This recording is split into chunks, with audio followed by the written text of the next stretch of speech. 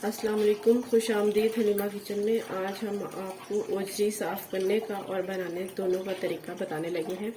बहुत ही आसान तरीके से आपकी जो ओजरी की खाल है वो अच्छे से ऊपर से उतर जाएगी। चलें जी, अब हम स्टार्ट करते हैं ओजरी साफ़ करना। आपने ओजरी का इस तरह से एक जो है वो पीस लेना है।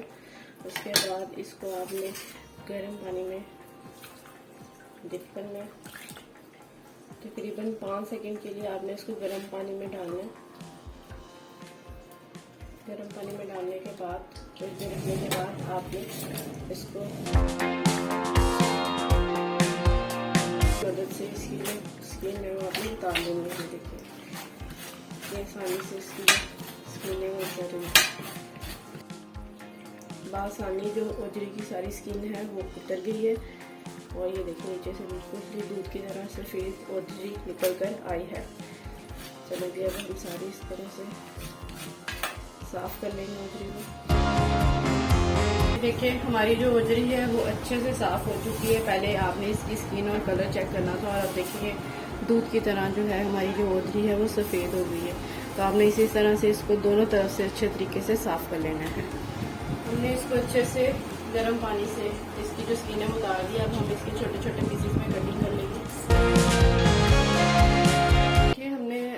ओजरी की स्किन है उसको साफ करके इनको छोटे छोटे पीसेस में कट कर लिया है। अब मैं आपको ओजरी में से जो स्मेल आती है ना उसको ख़त्म करने का तरीका बताऊंगी। उसके लिए आपने सबसे पहले पानी को गर्म कर लेना है। मैंने आपको पहले ओजरी की जो स्किन साफ करने का तरीका बताया था। अब मैं आपको ओजरी से स्मेल ख़त्म करने का तरीका बताऊंगी। उसके लिए आपने सबसे पहले पानी को अच्छे से गर्म कर लेना है। उसमें तकरीबन आधी चम्मच के करीब आपने हल्दी पाउडर शामिल करना है। 1 चम्मच आपने नमक शामिल करना है।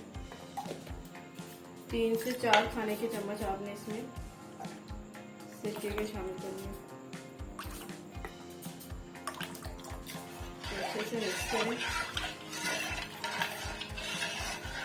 इसके बाद आपने इसमें जो है जो हमने ओजरी साफ की थी वो इसमें शामिल कर देंगे।